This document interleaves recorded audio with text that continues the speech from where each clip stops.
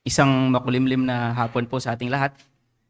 And salamat po sa Panginoon sa panibagong sa pagkakataon na tayo ay makapagbulay-bulay muli ng kanyang salita. And para sa ating mga kapatid at mga kaibigan, tayo po ay magsisimula ngayon ng isang expository series on one of the epistles of the Apostle Paul. At ito po ay ang kanyang liham para sa mga taga-Efeso. So the epistle of Paul to the Ephesians. So ating pong buklatin ang ating Biblia sa Ephesians 1, verses 1 to 2.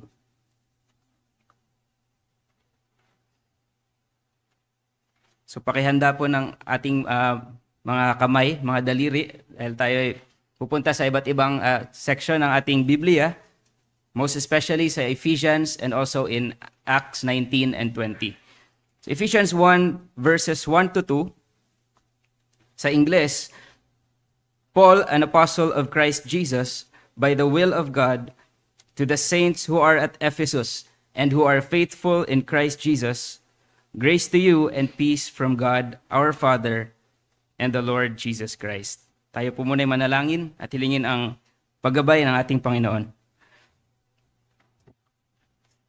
O aming Panginoong Diyos, aming dakilang Panginoon, sa aming kahinaan ngayong hapon, Panginoon, na hinihiling po namin ang inyong kalakasan. And we pray that this would be beneficial for all of us who will hear your word. Naway, bigyan niyo po kami ng gising na diwa din sa hapong ito despite the weather. And we pray that na ang aming Panginoong Hesukristo lamang ang maitaas sa hapong ito. Ito po ay aming dalangin sa pangalan ni Jesus. Amen. Sabi po ng aming professor nung nag-aaral pa lamang ako, laging binabanggit niya pag kami nag-aaral na ng iba't ibang mahirap na mga equations, sabi niya ay, do not miss the forest for the trees.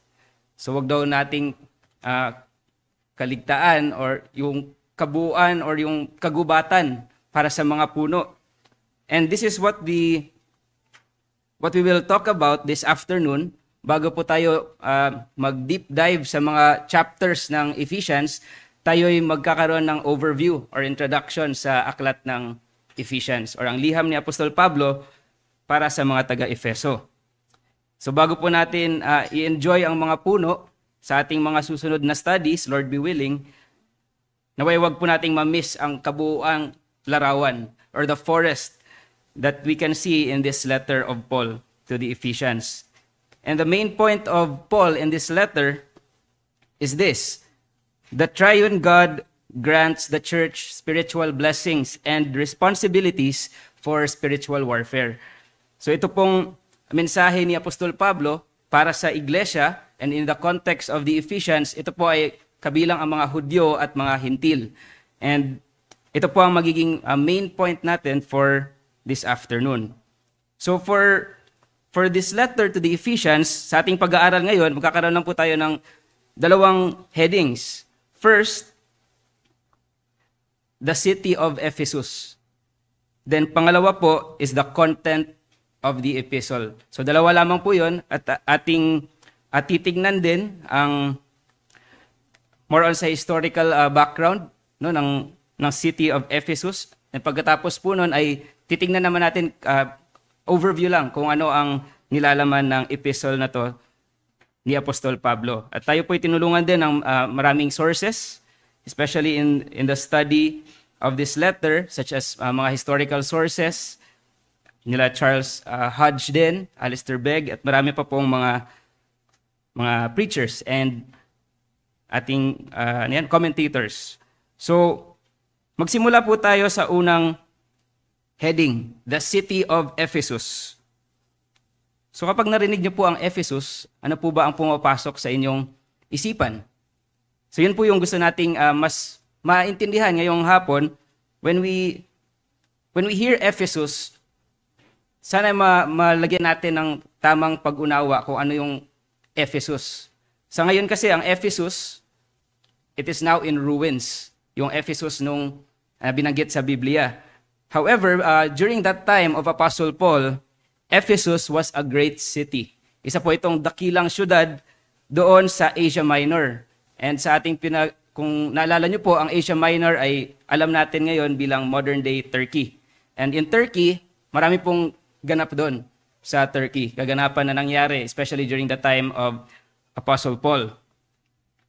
Now, Ephesus, known po ito sa tourism. No? So kung siguro ngayon, alam natin, Boracay, Paris, marami dinadagsa ng mga iba't ibang turista. So ganito din po yung Ephesus. It was also known for its trade. So sentro din ito ng commerce sa time na yon sa Asia Minor. And on top of that, sentro din ito ng cultural, religious, and political aspect, or may significance sa culture, sa religion, and sa politics ang lungsod na ito. Sabi ng isang Roman author, si Pliny the Elder, siya po ay isang author ng kanyang kilalang libro na Natural History sa Ingles. Ito po kasi nasa Latin. Ephesus was the other great luminary of Asia. Pag sinabi pong luminary, parang mga heavenly bodies. No, lumen, ibig sabihin liwanag. So katulad ng araw, ng buwan, sabi niya na ang Ephesus daw ay the great luminary of Asia. According din sa isang Greek geographer and historian na si Strabo, sabi po niya, Ephesus is the greatest emporium in the province of Asia Minor. Pag sinabi pong emporium, parang marketplace, no? Merkado, or emporium. So, ganun po kadakila ang lungsod ng Ephesus. Ephesus is also mentioned in several New Testament books such as Acts, 1 Corinthians, Ephesians, 1 and 2 Timothy, pati na rin po sa Revelation. So bababasa po natin patungkol sa Ephesus sa mga librong iyon. Ngayon, itutour ko po kayo ng konti lang sa Ephesus. Pag pumasok tayo ng Ephesus, ano kaya makikita natin sa Ephesus? So most likely, you will be walking on marble pavements. So mga marmol na daanan, most likely. And you will see there an amphitheater. So baka familiar kayo sa Roman Colosseum. Parang katulad po noon. But this one is an amphitheater which can house approximately 25,000 people. Para mas makarelate po tayo kung gaano kalaki yon o gaano karami yung maha-house ng amphitheater na yon. Alam niyo po, I think nadadaanan niyo naman pag nadaan kayo ng NLEX, ang Philippine Arena, which is the world's largest indoor arena. Kaya po nitong mag-house ng 55,000 katao.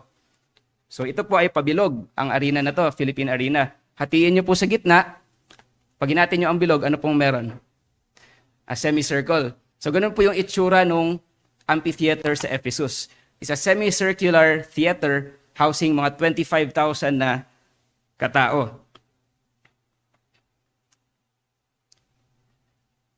Ba't ko po binabanggit yung mga lugar na ito? Kasi mababasa din po natin yan sa Biblia. So let's go to Acts 19. Acts 19, 28 to 31.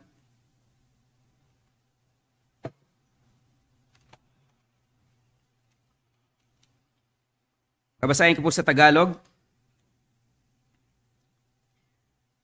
Nang marinig nila ito ay napuno sila ng galit at nagsigawan. Dakila si Artemis ng mga taga-Efeso.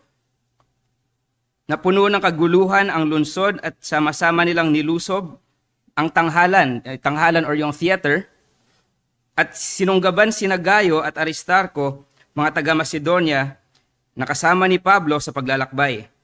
Nais ni Pablo na pumunta sa mga tao, ngunit hindi siya pinayagan ng mga alagad. Maging ang ilan sa mga pinuno sa Asia na kanyang mga kaibigan ay nagpasugo sa kanya at siya'y pinakiusapang huwag mangahas sa tanghalan. So ito po yung theater doon sa Ephesus. So ano pa po yung makikita nyo? Lalakad po kayo ng konti. Meron din doon tinatawag na mga agora or mga marketplace or meeting place doon. Since ito nga pong Ephesus is an important trade center. And kung mapapansin nyo po, usually, saan ba nagbo-boom yung isang business kapag strategic yung location? So itong Ephesus din po kasi malapit ito sa river or sa ilog. So ito po malapit sa Cayster River doon sa sa Turkey.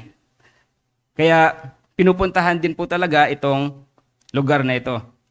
At marami pa pong bagay, but the most famous there was the Temple of Artemis. So kung familiar kayo sa Greek mythology, siya po isang goddess. At ang Roman equivalent niya ay Diana. So Temple of Artemis, minsan tinatawag Temple of Diana. And this was considered as one of the 7 wonders of the ancient world. So kahanay po niya yung Great Pyramids of Giza, the Hanging Gardens of Babylon, pati na po yung iba pang mga pasok doon sa 7 wonders of the ancient world. So ang punto po dito, hindi po ito isang ordinaryong templo. Ang lugar ng Ephesus din, hindi ordinaryong lugar. Ang templo ni Artemis, hindi rin po isang ordinary temple. This was very large. 425 feet by 220 feet. Tapos yung kasi dati mga pillars po yan, di ba?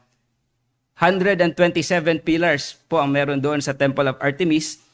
60 feet high. So mga times 12 ko po. Ganun po kataas yung Temple of Artemis. So according po yan sa International Standard Bible Encyclopedia.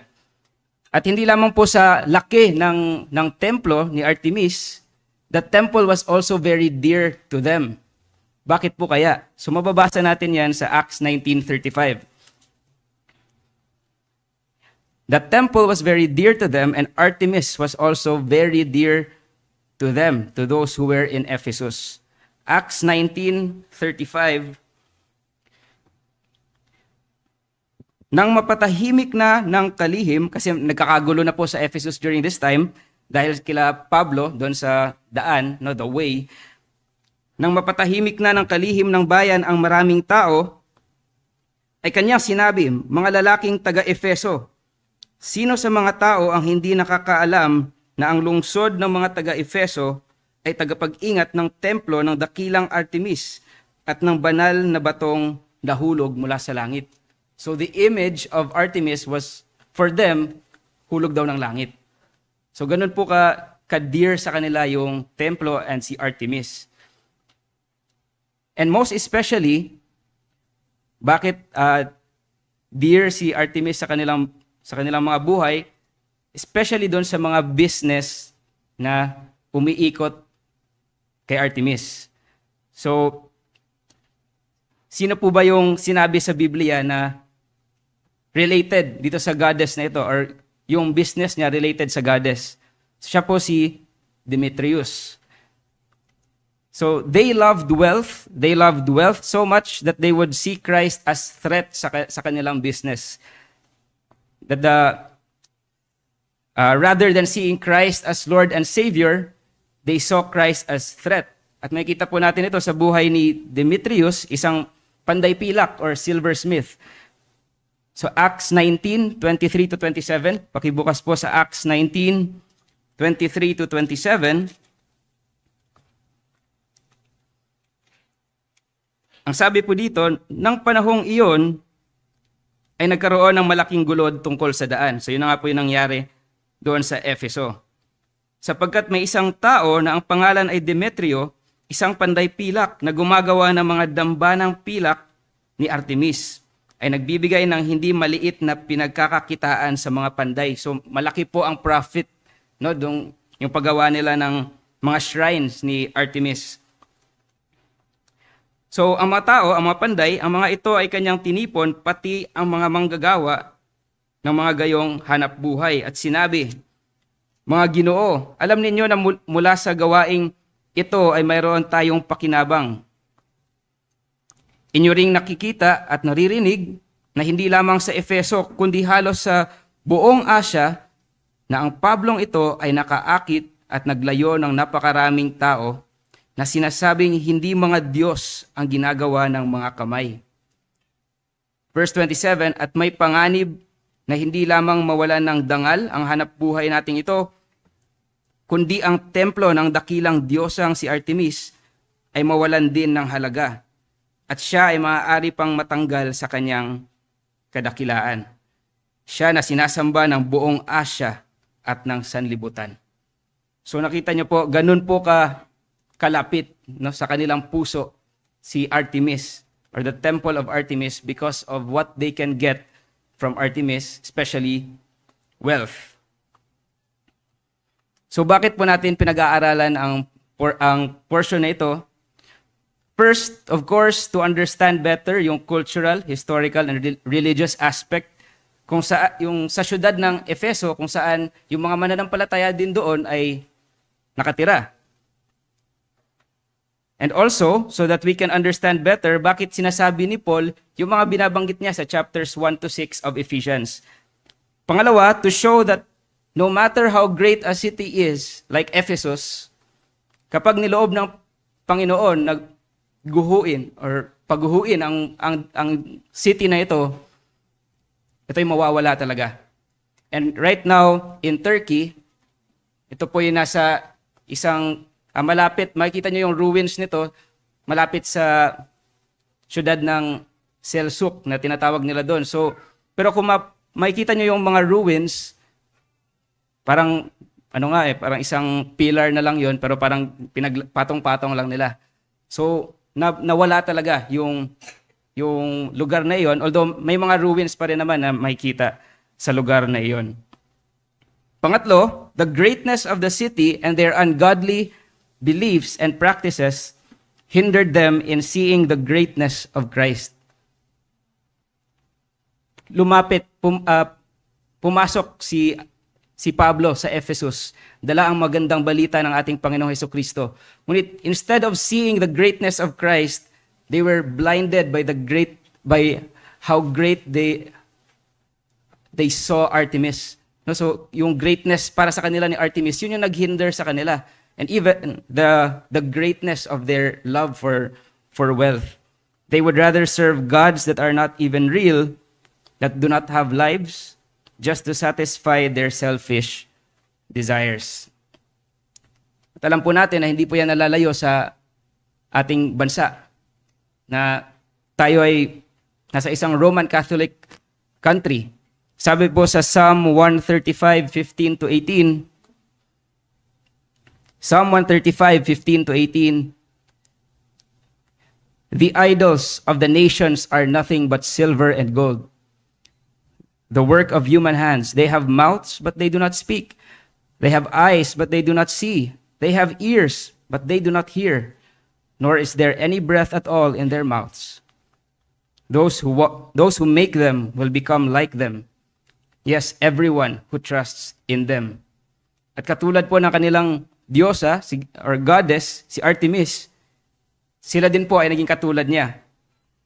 Their ears are hard of hearing and their eyes they have closed, sabi sa Acts 28. At sabi sa Jeremiah 5:21, hear this now, O foolish people, without understanding, who have eyes and see not, and who have ears and hear not. So naging katulad po sila ng kanilang sinasamba. And I'm afraid even in our country, there are a lot of our Roman Catholic friends who are like the idols that they trust in. Napakaraming santo, santa na venerate, quote and quote, but they trust in these idols. Pero sa atin din po, sa ating mga kapatid at kaibigan dito, huwag po nating tignan na sila lang yung maaring sumamba ng mga idolo. Be careful din para sa atin that you manufacture idols in your heart, for you will become like them, you who trust in them. So let's identify these idols and break them before it's too late. So yun po ang kung gaano kadakila ang kanilang pagtingin kay Artemis. But who is Christ? Who is the Lord our God? Sabi sa Acts 17, He made the world and everything that is in it. He is Lord of heaven and earth, and He does not dwell in temples made by human hands or made by hands. On top of idolatry na ating makikita sa Ephesus, there were also those who practice magic arts. So mababasa niyo po yan sa Acts 19. Tayo po pumunta sa Acts 19:18 to 19.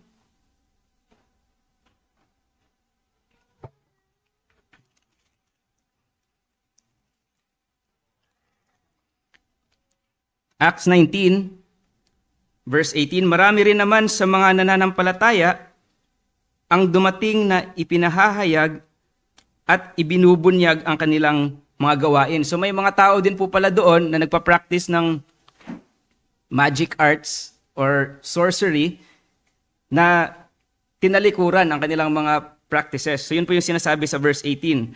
Verse 19, marami sa mga gumagamit ng mga salamangka ay tinipon ang kanilang mga aklat at sinunog sa paningin ng madla at kinilang binilang ang halaga niyon at napag-alamang may 50,000 pirasong pilak. So ganun po kadami yung aklat nila. Umabot ng 50,000 pieces of silver.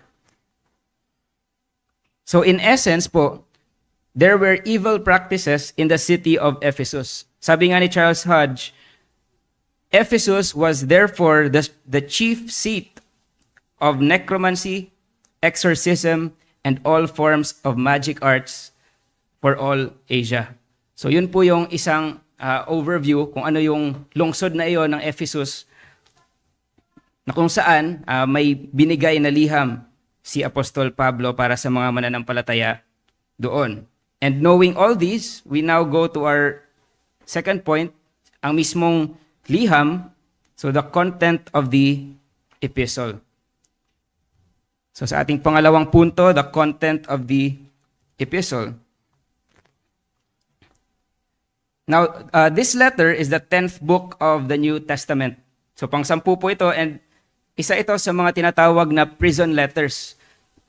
So kung natatandaan niyo po, ito'y kabilang sa 4 na prison letters, Ephesians, Colossians, Philippians, and Philemon. Kaya kung paghahambingin niyo po ang Colossians at Ephesians, may mga portions doon na medyo similar talaga yung mga words, yung language na ginamit. Gawa na rin ng sinulat ito ni Apostol Pablo while he was imprisoned.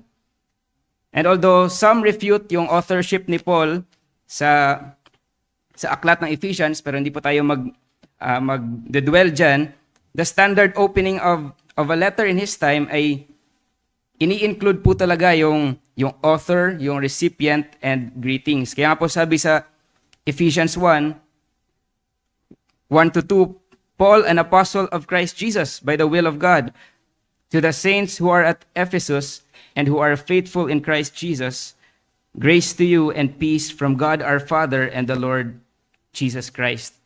So here, the author of this letter is the Apostle Paul. And Paul was indeed imprisoned. Kung inyong babasahin sa Ephesians 3 verse 1, ano pong sabi niya sa Ephesians 3 verse 1?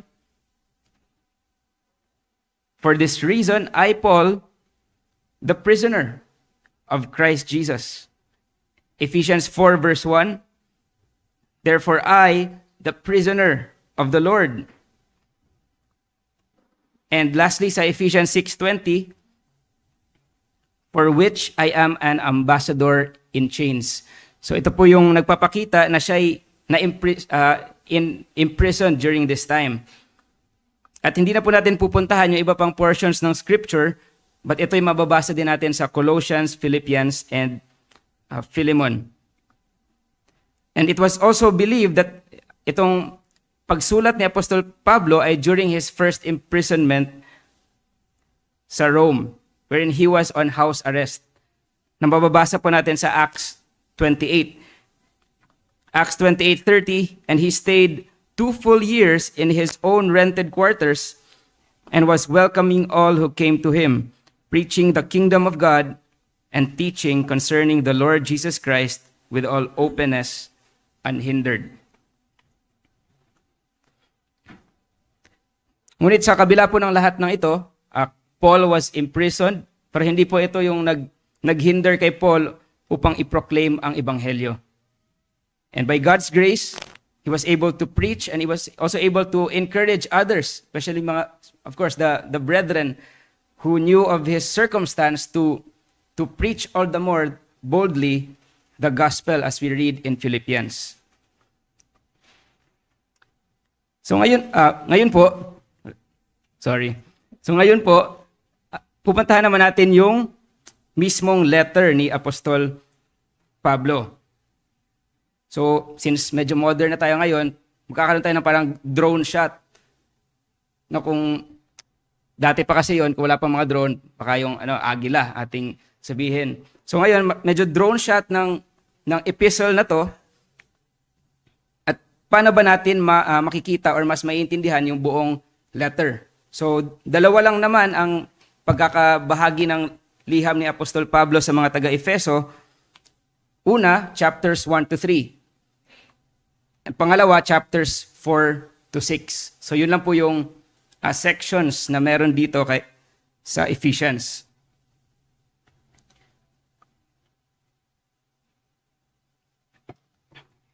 Now, according to Robert Gundry,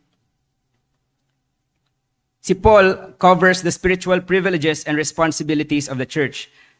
And hindi katulad daw ng ibang letters ni Paul, parang may ina-address siya na controversy. Pero ito daw, Ephesians is more on a meditative quality. Pero of course, meron naman din silang pinagdadaanan din doon sa mga saints ng Ephesians. Sabi din ni John Mackay, itong aklat ng Ephesians is the distilled essence of Christian faith.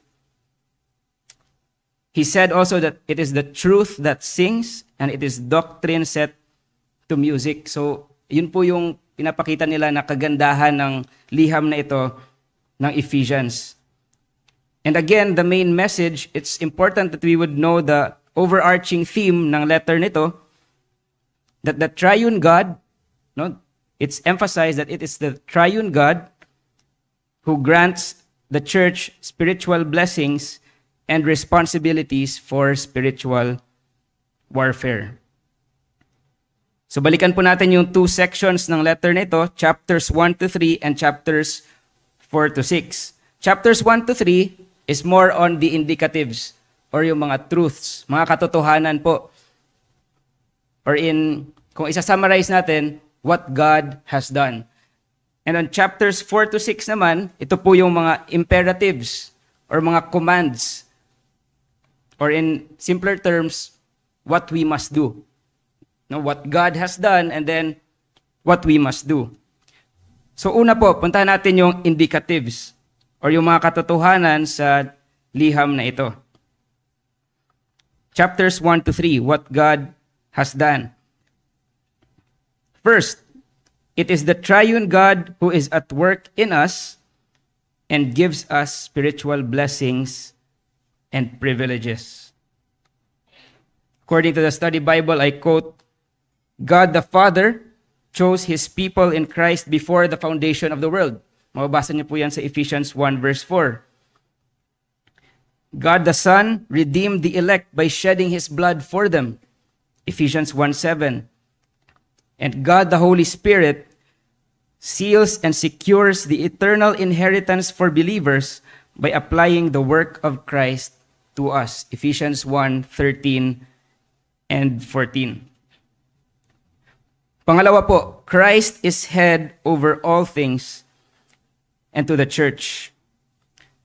Ephesians 1:19 to 23. Ephesians 1:19 to 23.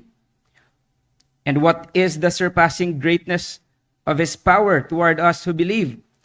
These are in accordance with the working of the strength of His might, which He brought about in Christ, when He raised Him from the dead and seated Him at His right hand in the heavenly places, far above all rule and authority and power and dominion and every name that is named, not only in this age, but also in the one to come. Verse 22, and He put all things in subjection under His feet and gave Him as head over all things to the church, which is His body, the fullness of Him who fills all in all.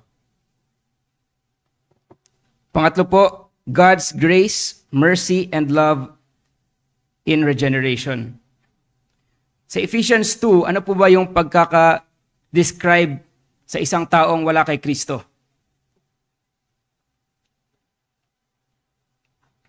Ephesians 2, patay. patay sa kasalanan. But we read in Ephesians 2 verse 4, "But God, being rich in mercy, because of his great love with which he loved us, even when we were dead in our transgressions, made us alive together with Christ. By grace you have been saved." At ang famous verse, "For by grace you have been saved through faith, and that not of yourselves. It is the gift of God, not as a result of works, so that no one may boast." At pang-apat po na katotohanan na ating makikita dito, patungkol naman sa mga Jews and Gentiles. The Gentiles are united with Christ and with the Jews. The barrier between the Jews and Gentiles is broken down.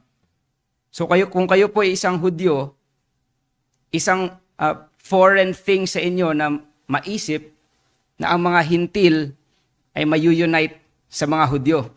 So, even before there was a physical wall that separated the Jews and the Gentiles. Pero ano po yung sabi sa Ephesians 2? The barrier between the Jews and the Gentiles is broken down. Let's read Ephesians 2:13 to 16.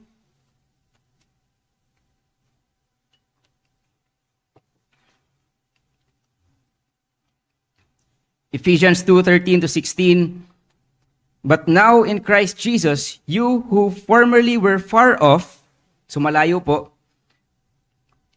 "have been brought near by the blood of Christ.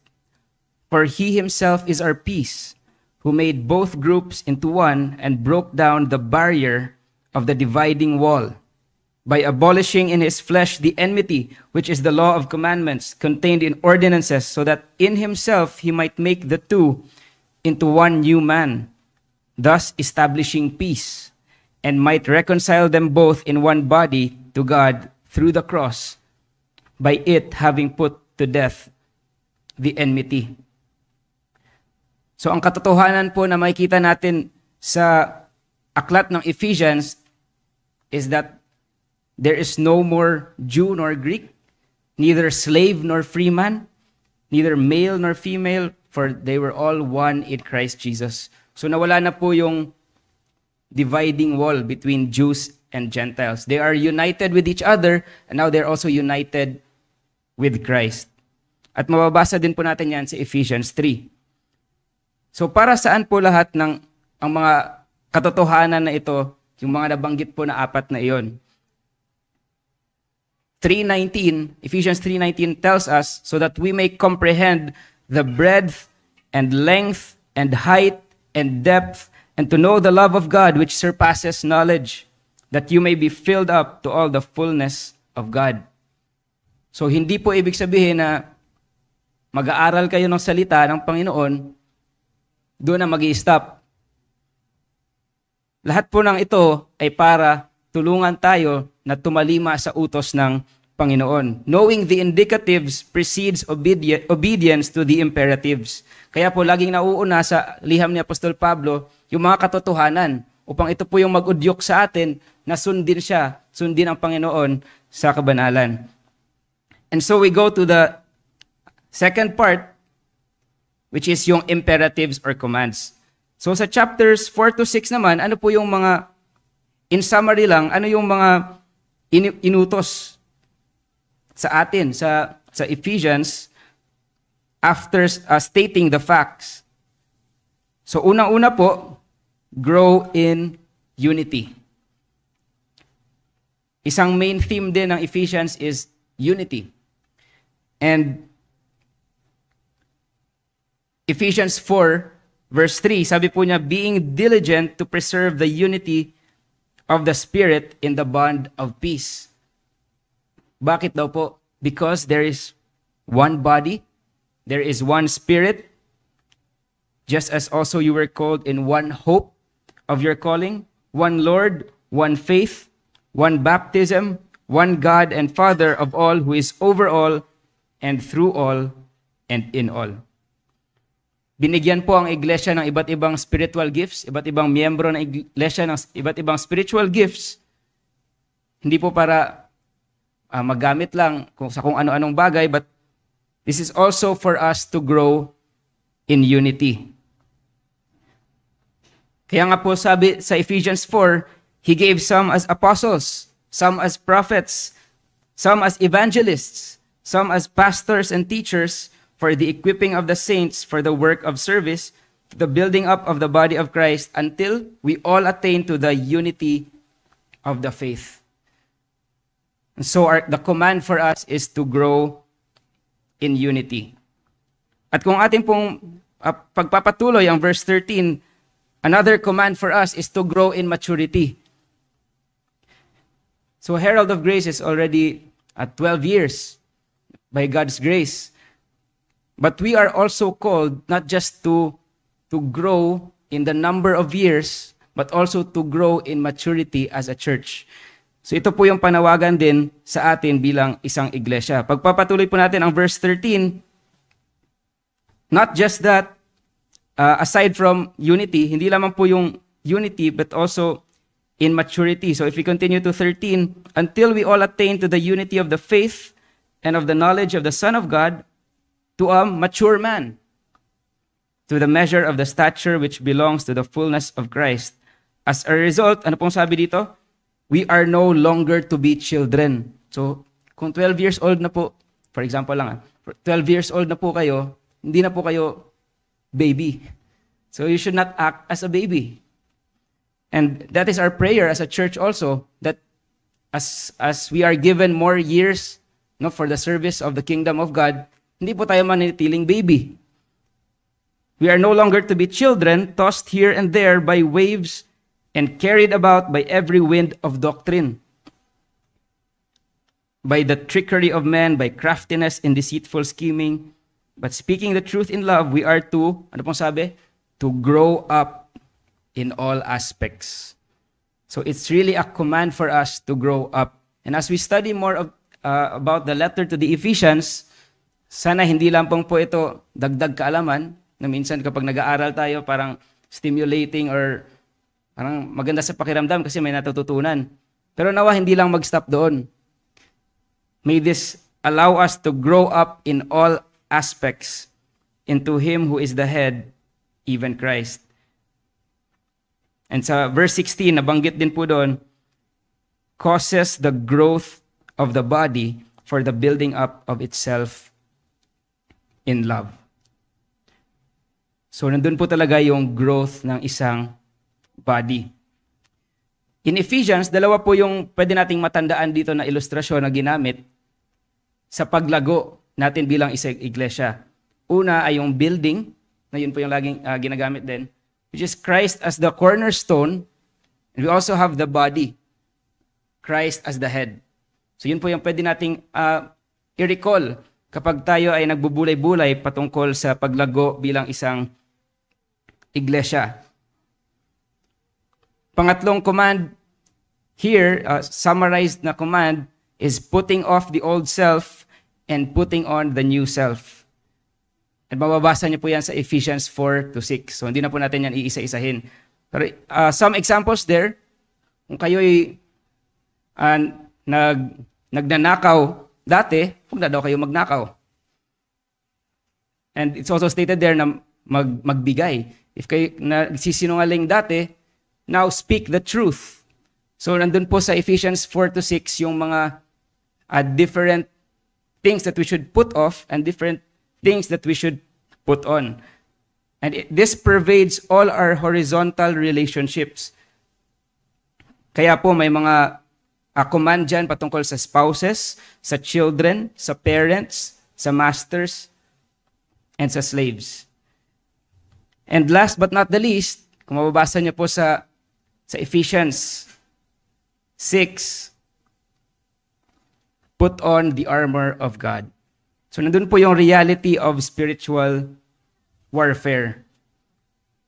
And with all these commands, naway tulungan po tayo ng Panginoon na magawa talaga ang mga command na ito sa tulong po ng kanyang biyaya.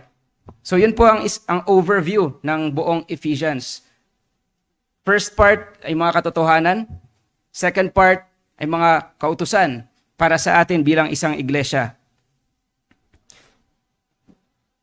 And I hope you also see the beauty of this letter. Sabi nga ni Sinclair Ferguson, kung kilala niyo po siya, si Sinclair Ferguson, kung yung Romans daw, humanly speaking, is the most impressive of Paul's letters, kasi ang haba po, very systematic, no, yung Romans, the Ephesians is probably the most elegant. So medyo nandun po yung beauty ng Ephesian letter. Sa opening daw ng Ephesians, in its opening doxology, blessings cascade down upon the reader. And in its closing verses, the smell of the battlefield lies heavily in the air. And through the smoke of war, we see Christians fully clad in the armor of spiritual warfare, still standing. So napakagandang picture po yun. Nasa Ephesians, we are cascaded by God with spiritual blessings. And then here comes in the thick of the smoke, sa war daw na scenario, the Christian is fully clad in the armor of God, still standing. From beginning to end, Ephesians sets before us the wonder of God's grace, the privilege of belonging to the church, and the pattern of life transformation the gospel produces. So, ang ebanghelyo po ay dumating sa atin, sa ating mga buhay. At different times, we were saved by His grace, but the gospel is of no use kung hindi po nakikita ang transformation sa ating mga buhay. With sound doctrine, there is right practice. Romans 12, be transformed by the renewing of your mind. Kaya nga po, nagsisimula lahat sa ating mga utak, sa ating isipan. If we know the truth, then it should translate to our actions. Our doing or obeying is in response to what God has done. Kung wala po tayong proper understanding kung ano yung ginawa ng Diyos, hindi po natin kayang gawin ang kanyang mga iniutos. At kung babalikan natin yung church doon sa Ephesus, sa tingin niyo po, ano po yung nangyari doon sa Ephesus? Decades after the letter to the Ephesians was written, nagsalita po ang Panginoong Hesukristo sa iglesia sa Ephesus through the Apostle John in Revelation 2. And there, the church was recognized. May mga nirecognize ang Panginoon, commended them, and then yung perseverance nila, nagpatuloy sila, endurance, their refusal to tolerate evil. So napakagandang mga characters ng isang iglesia. Pag may evil, they refuse to tolerate evil, nagpapatuloy sila, and even among apostles, they can discern sino yung mga false at sa mga tunay na apostles.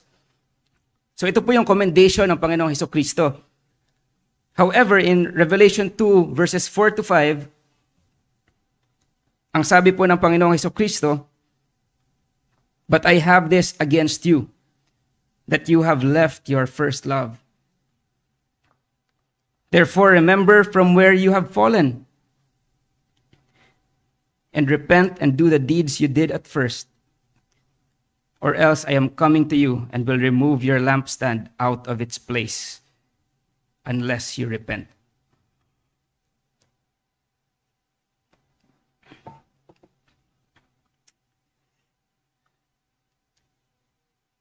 Hindi po ba ito yung makukuha din natin sa aklat or sa liham ni Apostol Pablo sa mga taga-Efeso? Putting off the old self, putting on the new self, looking to Christ, a change of mind, repentance. Naway hindi po tayo maging isang iglesia na pagdating ng panahon ay nanlamig sa pag-ibig natin sa Panginoong Hesukristo, nanlamig sa pag-ibig natin sa bawat isa. Naway hindi po yan ang maging kahihinatnan ng iglesyang ito.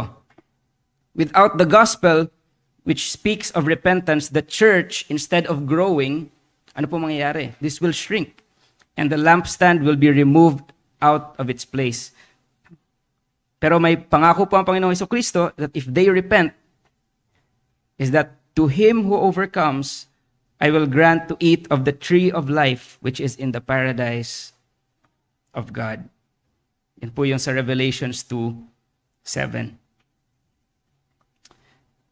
Katulad po ng any organization or company, especially sa may background sa inyo sa data analysis, kung may data po kayo, ano pong gagawin nyo doon? Data is information.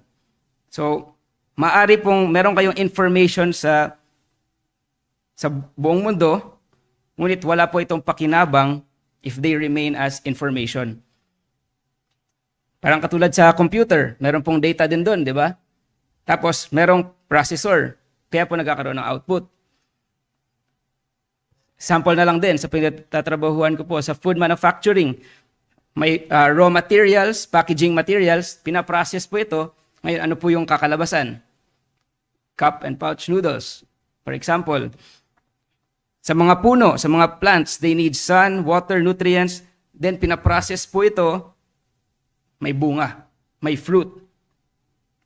Sa trabaho din po, when you gather information, ano po susunod? Pag may data kayo, ina-analyze nyo po ito. Ini-interpret, nagpo-provide kayo ng recommendation. Pagkatapos, meron pong kaakibat na action plan. So wala pong pakinabang yung data na yon kung hindi po siya matatranslate sa action plans. And once implemented, this will be beneficial to the company. Katulad lang, parehas po yan sa mga natututunan natin sa salita ng Panginoon. Knowledge without application is useless. You may be the most knowledgeable about the Bible. You may be the most well-versed in Reformed terminologies, church history. Pwede nyo nga on the spot, makapag-cite kayo ng mga Bible verses related sa certain doctrine. Ngunit ang tanong, mga kapatid, are you marked by holiness? Are you marked by Christ-likeness? At ito po ang liham ni Apostol Pablo para sa mga Ephesians. The Lord is teaching us that with these truths that He has proclaimed and He has said in Ephesians, naway tumungo ito sa paglago natin bilang iglesia sa pagtalima sa Kanyang kautusan. And out of God's sovereignty and from Paul's circumstances, na-produce nga po itong letter na ito, which now gives encouragement to Christians to persevere and mature in the faith.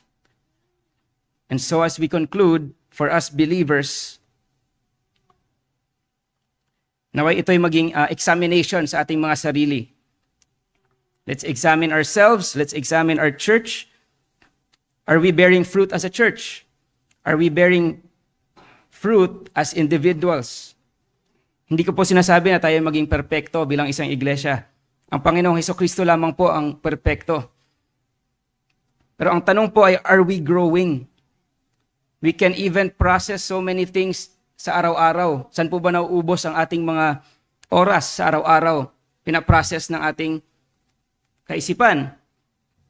But do we process? Do we feed on God's Word? Do we process God's Word through meditation, through study, through prayer?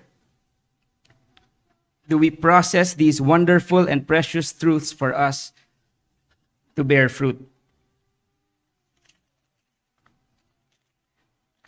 Bilang isang iglesia po, lahat ng miyembro dito ay may function. Pasensya na po at wala ng boses. May function. 1 Corinthians 12, sabi po doon,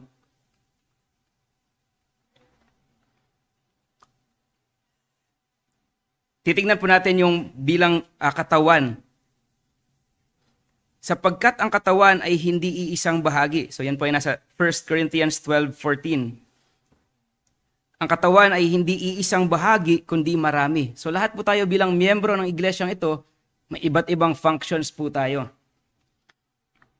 Kung sasabihin ng paa, sapagkat hindi ako kamay, ay hindi ako sa katawan. Tama po ba yon? Hindi sa kadahilanang ito ay hindi na ito bahagi ng katawan. At kung sasabihin ng tainga, sapagkat hindi ako mata, ay hindi ako sa katawan. hindi sa kadahilanang ito ay hindi na ito bahagi ng katawan. Kung ang buong katawan ay mata, saan naroroon ang pandinig? Kung ang lahat ay pandinig, saan naroroon ang pangamoy? Subalit ngayon ay inilagay ng Diyos ang bawat bahagi ng katawan, ang bawat isa sa kanila ayon sa kanyang ipinasya. At kung ang lahat ay isang bahagi, saan naroroon ang katawan? Subalit ngayon ay maraming mga bahagi, ngunit iisa ang katawan.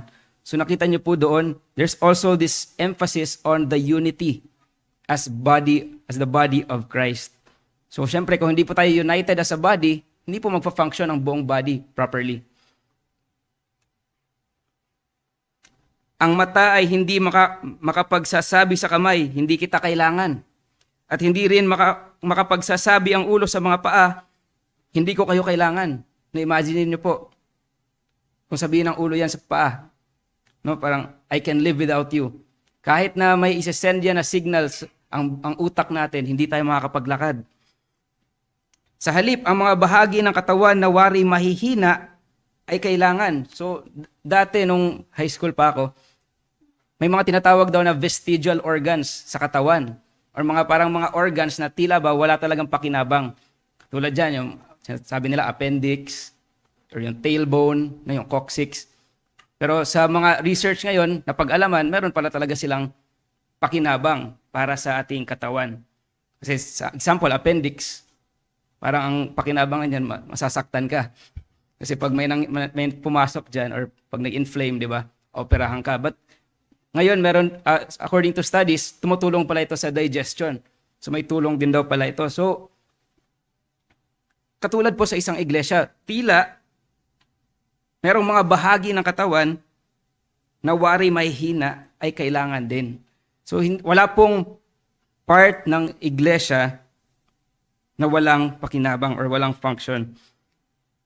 Ang mga bahagi ng katawan na inaakala nating walang kapurihan ay pinagkakalooban natin ng higit na kapurihan, at ang mga kahiyang bahagi natin ay siyang lalong pinararangalan, na ito ay hindi kailangan ng mga bahagi nating higit na magaganda. Subalit binuo ng Diyos ang katawan at binigyan ng higit na kapurihan ang bahaging may kakulangan. Verse 25, upang huwag magkaroon ng pagkakagulo sa katawan, kundi ang mga bahagi ay magkaroon ng magkatulad na malasakit sa isa't isa. So, ito po yung importance natin as different members of the body of Christ. Pangalawa, for us, brethren, yung circumstances po natin ngayon, even here sa Cavite, in our country, malayo po sa circumstances sa panahon ni Apostol Pablo. Madugo po talaga during that time. Are we then to shrink from proclaiming the gospel dahil lang uncomfortable or awkward sa ating mga spheres of life kung saan tayo nilagay? What situation or opportunity are we waiting for before we open our mouths to share the gospel? Paul was imprisoned and suffered unimaginable hardships, yet he was still able to share the gospel mightily. Ano po yung excuse natin? Kulang ba si Kristo? Does not God give us enough grace to overcome our cowardice? Don't we have love for the lost? Or do we love ourselves more? Do we love our comforts more? Do we put our interests first before others? At ito po yung panawagan ko sa inyo, mga kapatid. And even as I preach, I also preach to myself. That as we study this book, may we see more of Christ's great love, which will propel us to love Him more. And we saw that in our Sunday school, of the greatness of the love of Christ for His church. Not just to love Him more, but also to love others more by making known to them the surpassing greatness of Christ in redeeming and transforming sinners. And for those who are not yet in Christ, God has already provided the way to salvation. And that is in the person and work of Christ. If you are still dead in your sins, You need Christ for you to be made alive. Salvation is by grace alone, through faith alone, in Christ alone, for the glory of God alone. Salvation is not a result of your own works.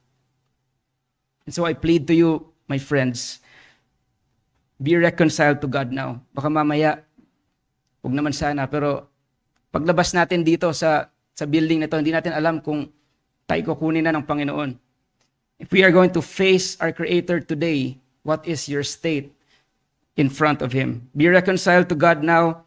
Sabi niya sa Ephesians 2:17, He came and preached peace to you who were far away and peace to those who were near. So may pag-asa po sa atin, mga kaibigan. And do it now before it's too late. Tayo po yung manalangin. Aming Panginoon, salamat po sa kalakasan na binigay niyo po. And we pray for fruit, for the word proclaimed this afternoon. Naway hindi nga po ito lang ay maging additional knowledge sa amin bilang isang iglesia, individually also, but that this would really be processed responsibly by each one of us after this service. Sa lahat pa po ng aming napakinggan this morning, from Sunday school, from morning service, even the reminder of during the Lord's Supper. Oh Lord, we ask that all these truths would truly be translated to action, to Christ-likeness, to holiness in the lives of each believer here in Herald of Grace Covenant Bible Church of Cavite. Have mercy upon us, O Lord, and naway hindi kami matagpuang iglesyang nanlalamig sa pag-ibig namin sa aming Panginoong Hesukristo at pag-ibig namin sa isa't isa. And we also ask for the salvation of those who are not yet in Christ. Ito po yung aming dalangin sa pangalan ni Jesus. Amen.